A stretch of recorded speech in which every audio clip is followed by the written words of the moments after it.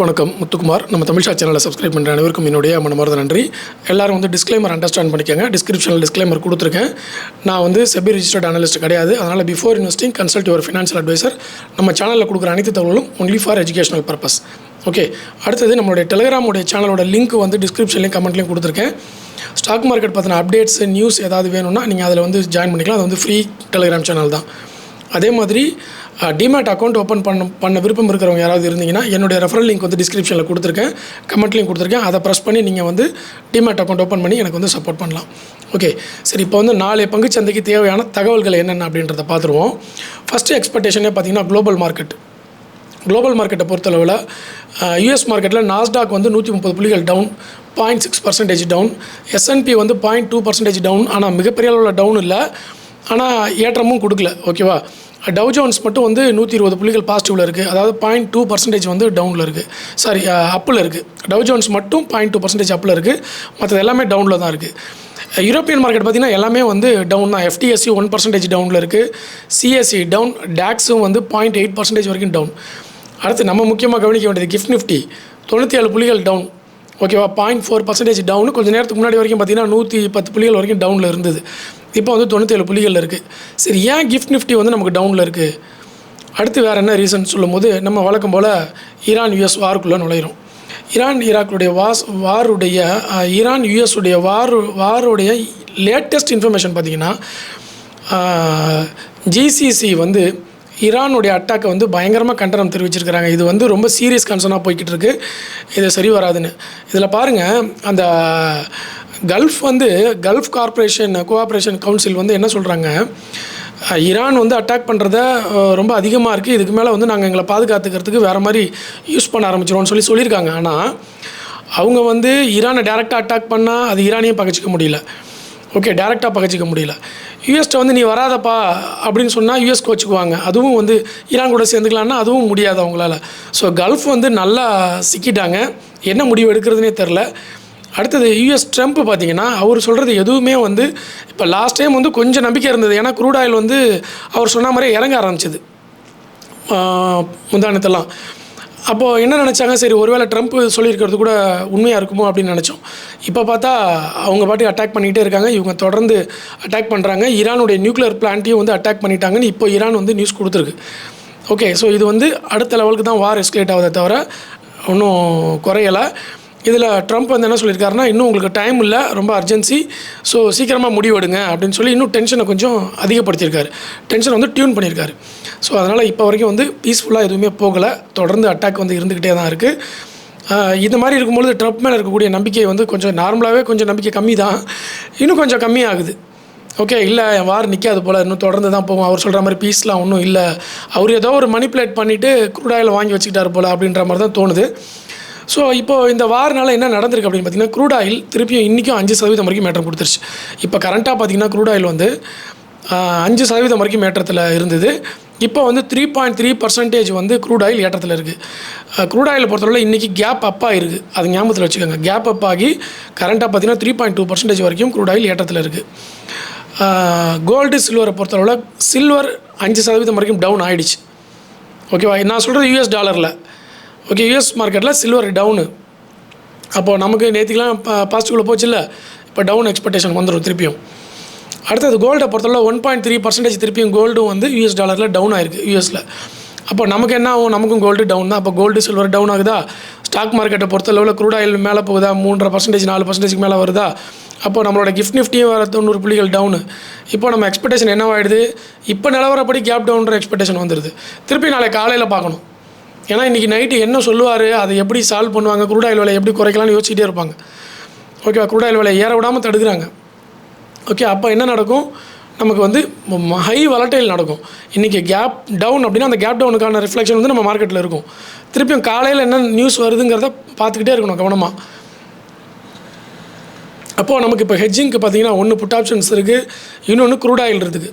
இது ரெண்டுமே பார்த்திங்கன்னா இப்போ ஹை வலட்டைலில் இதில் ஹெட்ஜிங் போகிறதுக்கும் நிறைய பேருக்கு பயமாக இருக்குது. என்ன நடக்குமோ தெரியலன்ற மாதிரி.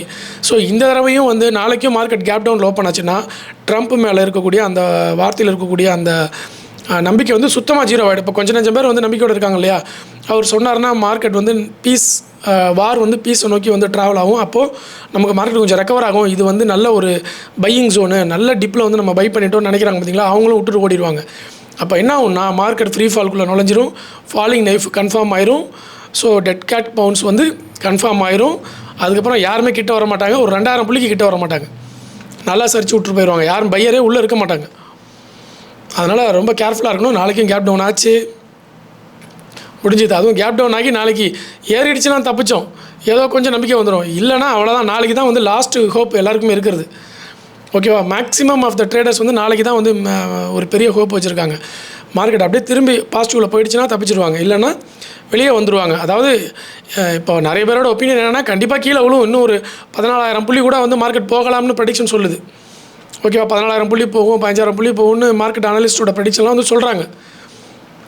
அந்த மாதிரிலாம் போச்சுன்னா அந்த 14,000 புள்ளி 15,000 புள்ளியில் தான் வந்து பையிங் இனிஷியேட் பண்ணுவாங்க நிறைய பேர். பட்டு இல்லை, அப்படிலாம் போகாதுன்னு சில பேருக்கு நம்பிக்கை இருக்குல்ல, அவங்களாம் வந்து இந்த இடத்துல இதை தான் வந்து லோவாக நினச்சி பை பண்ணி வச்சுருக்கிறாங்க. ஓகே, இதை வந்து லோவாக நினச்சி உள்ளே என்ட்ரு ஆகிருக்கிறாங்க. அவங்களுக்கும் ஹோப் போயிடுச்சுன்னா அப்புறம் அந்த ஃப்ரீ ஃபாலை வந்து நம்மளால் தடுக்கவே முடியாமல் போயிடும். ஓகேவா, அதனால் கேர்ஃபுல்லாக இருக்கணும். ஸோ அப்போது க்ரூட் ஆயில் ஏறிக்கிட்டு வருது, கோல்டு இறங்கியிருக்கு, சில்வர் 5% வரைக்கும் இறங்கியிருக்கு, கிஃப்ட் நிஃப்டி 100 பாயிண்ட்ஸ் வரைக்கும் இறங்கியிருக்கு. இது எல்லாமே நம்ம மார்க்கெட்டுக்கு எல்லாமே நெகட்டிவ் சினாரியோ தான், நெகட்டிவான ஒரு எக்ஸ்பெக்டேஷன் தான் வந்து மார்க்கெட்டில் இப்போ வரைக்கும் கொடுத்துருக்கு. வார் பொறுத்தளவில் அல்ஜசீரா அப்படின்ற ஒரு வெப்சைட்டில் தான் நான் வந்து படிச்சுக்கிட்டு இருக்கிறேன். லேட்டஸ்ட் லைவ் வாரில் வந்து அந்த கல்ஃப் கோஆப்ரேஷன் கவுன்சில் வந்து என்ன சொல்லியிருக்காங்கன்னா, ஈரானுடைய ஆக்ஷன்ஸை வந்து ரொம்ப பேடாக தான் சொல்லியிருக்காங்க. ஓகே, இது வந்து எல்லா ரெட்லைன்ஸையும் வந்து தாண்டி வந்துருச்சு, ஓவர் கம் ஆல் ரெட்லைன்ஸ் அப்படின்றத வந்து கல்ஃப் சொல்லியிருக்காங்க. ஸோ அதனால் இது அட்டாக் பெருசாகும் அப்படின்ற மாதிரி தான் இருக்குது. ஓகே, அடுத்தது பாலஸ்தீன் வந்து யாருக்கு சப்போர்ட் பண்ண போகிறாங்கன்னு ஒரு எக்ஸ்பெக்டேஷன் சின்னதாக வந்துக்கிட்டு இருக்குது. அது வந்து நம்ம பொறுத்து இருந்து பார்ப்போம். ஸோ இதில் இன்னொரு ஒரு பியூட்டி என்னென்னா, 5 நாடுகளுக்கு வந்து அந்த ஸ்ட்ரெயிட் ஆஃப் ஹார்மஸில் வந்து தடை இல்லைன்னு சொல்லியிருக்காங்க. அதாவது ஈரானுடைய நட்பு நாடுகள்னு சொல்லி ரஷ்யா, சைனா, இந்தியாலாம் வந்து அதில் இன்க்ளூட் பண்ணியிருக்காங்க. மொத்தம் 5 கண்ட்ரி இன்க்ளூட் பண்ணியிருக்காங்க. அதில் இந்தியாவும் வந்து இருக்கிறனால நமக்கு வந்து எந்த பிரச்சனையும் இருக்காது அப்படின்ற மாதிரி தான் தெரியுது. ஆனால் க்ரூட் ஆயில் விலையில் தான் வந்து பிரச்சனை வருது. க்ரூட் ஆயில் விலை வந்து இதே மாதிரி ஏறிக்கிட்டே போச்சு. இன்றைக்கி 3.5%, நாளைக்கு காலையில் எழுந்திரிக்கும் பொழுது நமக்கு 8%, 10%லாம் பார்த்தோம், அவ்வளோதான். ஸோ இப்போயே பார்த்தீங்கன்னா இன்றைக்கி இந்தியாவில் வந்து பெட்ரோல் விலையும் டீசல் விலையும் ஏற்ற ஆரம்பிச்சிட்டாங்க. ஓகே, கேஸ் வந்து பற்றாக்குறை இருக்குன்னா நம்ம இண்டிவிஜுவல் வாங்குறதுக்கு பற்றாக்குறையாக இல்லை, பட் பிஸ்னஸ் நடத்துகிறவங்களுக்கு நடத்த முடியல, நிறைய பேர் வந்து க்ளோஸ் பண்ணிட்டாங்க. ஸோ இது வந்து தொடரும் பட்சத்தில் நமக்கு என்ன ஆகும், கொஞ்சம் கொஞ்சமாக மைல்டாக வந்து இன்க்ரீஸ் ஆகும். இப்போ வந்து சென்ட்ரல் கவர்மெண்ட் நமக்கு அனௌன்ஸ்மெண்ட் கொடுத்துருக்காங்க, பெட்ரோல் வந்து இன்னும் 2 மாதத்துக்கு நம்மக்கிட்ட 60 டேஸ்க்கு பேக்கப் இருக்குது அப்படின்னு சொல்லிட்டாங்க. இருந்தாலும் இந்த பிரச்சனை தொடரும் பொழுது நமக்கு ஒரு 10%லேருந்து 20%ஆக பிரச்சனைகள் மாறும், 20லேருந்து 30%ஆக மாறும். ஓகே, கேஸ் இன்னும் கொஞ்சம் டிலே ஆகும், பெட்ரோல் இன்னும் கொஞ்சம் விலை ஏறும். இப்படியா நமக்கு போயிட்டே இருந்ததுன்னா நம்ம வந்து நமக்கும் எக்கனாமிக்கலாக வந்து பெரிய கொஸ்டின் மார்க் ஆகிடும். இன்னொரு விஷயம், US டாலர் மேலே இருக்கக்கூடிய ஸ்திரத்தன்மை குறைஞ்சிது அப்படின்னா நம்மளுடைய பங்குச்சந்தையும் கண்டிப்பாக வந்து நம்ம பங்குச்சந்தையில் உலக பங்குச்சந்தையும் அடி வாங்கும். ஏன்னா இப்போ வரைக்கும் எல்லா நாடுகளும் வேறு வழியே இல்லாமல் டாலரை நம்பி தான் வந்து இருக்கிறாங்க, டாலரை வச்சு தான் பிஸ்னஸ் பண்ணிகிட்டு இருக்காங்க. அப்படி இருக்கும்போது டாலர் இறங்குச்சு அப்படின்னா பொருளாதாரம் வந்து சீர்குலையும், அதுக்கப்புறம் திருப்பி மேலே வரும்போது டாலரை நம்பி மேலே வராது. ஓகேவா, அந்த மாதிரி ஒரு சுச்சுவேஷனில் இருக்குது. ஸோ டாலர் ஜெயிக்குமா ஜெயிக்காதா அப்படிங்கிறதான் இப்போ பெரிய கொஸ்டின் மார்க்கு. ஸோ பொறுத்திருந்து பார்ப்போம். நாளைய பங்குச்சந்தைக்கு தேவையான மோஸ்ட் ஆஃப் த தகவல்கள் கொடுத்துட்டேன். எஃப்ஐஐயை பொறுத்தளவில் கொஞ்சம் கம்மியாக செல் பண்ணியிருக்காங்க. நார்மலாக 5,000 கோடி 10,000 கோடி செல் பண்ணுவாங்க. நேற்றுக்கு பார்த்திங்கன்னா ஒரு 1,800 கோடி தான் எஃப்ஐஐ செல் பண்ணியிருக்காங்க. அதனால் எஃப்ஐஐ கிட்ட கொஞ்சம் கரிசனை இருக்குது. ஓகே, நான் கொஞ்சம் லோ ப்ரைஸ் வந்தால் எஃப்ஐஐ உள்ளே வருவாங்க போல் அப்படின்றது வந்து தெரியுது. அதை வந்து நம்ம நோட் பண்ணி வச்சுக்கணும் முக்கியமாக. ஓகே, ஸோ இது இல்லாமல் வேறு ஏதாவது அப்டேட்ஸ் வந்துச்சுன்னா நான் அடுத்தடுத்த வீடியோவில் வந்து உங்களுக்கு தொடர்ந்து பதிவுகளை கொடுத்துட்றேன். நீங்கள் வந்து தொடர்ந்து வீடியோஸ் பாருங்கள். அதே மாதிரி டிமேட் அக்கௌண்ட் ஓப்பன் பண்ண விருப்பம் இருக்கிறவங்க டிஸ்கிரிப்ஷன்லேயே கமெண்ட்டு என்னுடைய ரெஃபரல் லிங்க் கொடுத்துருக்கேன், அதை அக்கௌண்ட் ஓப்பன் பண்ணி சப்போர்ட் பண்ணுங்கள். அக்கௌண்ட் வந்து நீங்கள் இமீடியட்டாக ஓப்பன் பண்ணணும். அதாவது நீங்கள் மொபைல் நம்பர் கொடுக்குறீங்கன்னா 3 டேஸில் அக்கௌண்ட் ஓப்பன் பண்ணணும். அப்போ தான் அக்கௌண்ட் ஓப்பன் ஆகும், இல்லைனா வந்து அக்கௌண்ட் ஓப்பன் ஆகாது, அந்த நம்பரை வந்து டெலிட் பண்ணிவிடுவாங்க. ஓகேவா, அதனால் உடனே வந்து அந்த ஸ்டெப் எடுங்க. ஏன்னா நிறைய பேர் வந்து லாஸ்ட் வீக்கில் டிமேட் அக்கௌண்ட் ஓப்பன் பண்ணுறதுக்கு இன்ட்ரெஸ்டடாக மொபைல் நம்பர் கொடுத்துருக்கீங்க, ஆனால் டாக்குமெண்ட் அப்லோட் பண்ணல, அதுக்கு அடுத்த ப்ராசஸ்க்கு போகல. உங்களுக்கு போக முடியலன்னா இமீடியட்டாக வந்து ஜீரோதாக்கு கால் பண்ணுங்கள், கஸ்டமர் கேருக்கு. அவங்களே வந்து ஹெல்ப் பண்ணிவிடுவாங்க. ஜீரோதான்னு சொல்லிட்டேன்னா சாரி சொல்லக்கூடாது. ஸோ அந்த கஸ்டமர் கேருக்கு வந்து கால் பண்ணுங்கள், அவங்களே வந்து ஹெல்ப் பண்ணுவாங்க. அப்படி இல்லைன்னா நீங்களே வந்து டாக்குமெண்ட்டை அப்லோட் பண்ணிடலாம். ஓகேங்களா, ஸோ ஏதாவது டவுட்னா எனக்கு வந்து மெயில் பண்ணுங்கள், நானும் ஹெல்ப் பண்ணுறேன் உங்களுக்கு. டிமேட் அக்கௌண்ட் ஓப்பன் பண்ணுறதுல ஏதாவது டவுட்னா எனக்கு வந்து மெயில் பண்ணுங்கள், நான் ஹெல்ப் பண்ணுறேன். சரிங்களா, நன்றி, வணக்கம். அடுத்த வீடியோவில் பார்க்கலாம்.